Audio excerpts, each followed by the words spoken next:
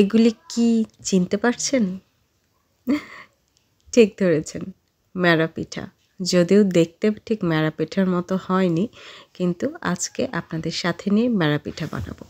আমি নিজেও কিন্তু একদমই নবীন এই পিঠা বানানোর কাজে, তাই ভুল ত্রুটি সবাই ক্ষমা সুন্দর দৃষ্টিতে দেখবেন। এটা আমি কাউকে শেখানোর জন্য করছি না, নিজের জন্য করে রাখছি, যাতে পরবর্তীতে এটা দেখে আমি আবার বানাতে পারি।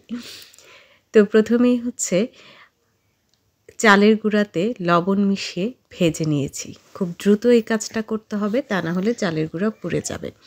তো 2 ধাপে আমি এই কাজটা করেছি।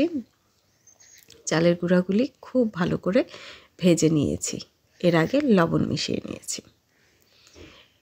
এটা কেন করতে হয়? কারণ এতে নাকি ফ্লেভার খুব ভালো আসে। তো আমি যেহেতু নতুন, তাই অভিজ্ঞরা যেভাবে বলেছেন সেভাবেই করেছি। তারপর আমি এটাকে আমার ডো মেকারে ঢেলে নিলাম। তারপর এটা ডো মেকারে সেট করে নিয়েছি। এখন এটার ডো বানাবো। একদম টকবগে ফুটন্ত পানি অল্প অল্প করে দিয়ে ডো বানাচ্ছি। আপনারা যারা হাতে করবেন তারা এই পর্যায়ে কিন্তু সরাসরি হাত দিবেন না, কারণ পানি প্রচণ্ড গরম থাকতে হবে। কোনো একটা চামচ বা গ্লাস দিয়ে এটাকে মাখিয়ে নিতে পারবেন।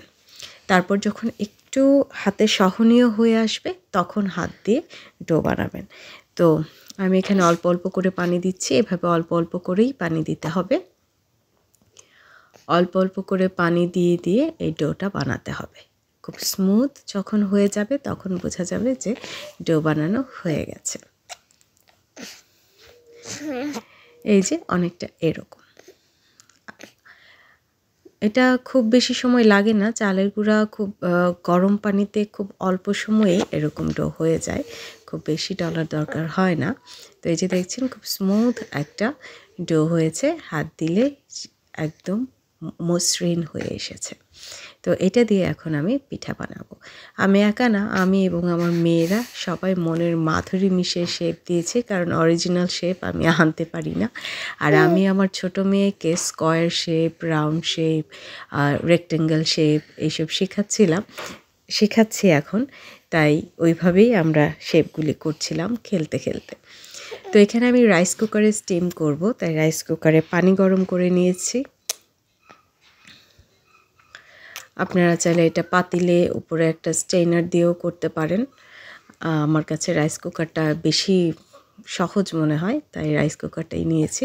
আর রাইস কুকারের উপরের ঢাকনাটার ফুটাটাও আমি বন্ধ করে দিয়েছি। তো এটা কিছুক্ষণ স্টিম আপ করার পরেই, প্রায় 20 মিনিট পরেই এটা হয়ে গেছে, কালার চেঞ্জ হয়ে গেছে। এখন একটু ঠান্ডা পানি দিয়ে দিলাম উপরে, যাতে করে খুব ইজিলি এটা উঠে আসে। তো আমার কিন্তু এক ধাপের পিঠা বানানো শেষ। সেকেন্ড ব্যাচের যেগুলি ছিল সেগুলিকে দিয়ে দিচ্ছি। দেখতেই পাচ্ছেন এক একটা এক এক শেপ, আমরা এক একজন এক এক রকমের বানিয়েছি। তো এগুলি বানানো হয়ে গেছে। তো এখন আমি একটা এক্সট্রা কাজ করব, আমি এয়ার ফ্রায়ারে এই বানানো পিঠাগুলি আবার ভাজবো, কারণ আমার কাছে মুচমুচে ম্যাড়া পিঠা খেতে অনেক ভালো লাগে। তাই আমি এয়ার ফ্রায়ারে 10 মিনিটের 200 ডিগ্রিতে ভেজে নিয়েছি। তো এই যে গরুর মাংস দিয়ে এই ম্যাড়া পিঠা কিন্তু খুবই মজার।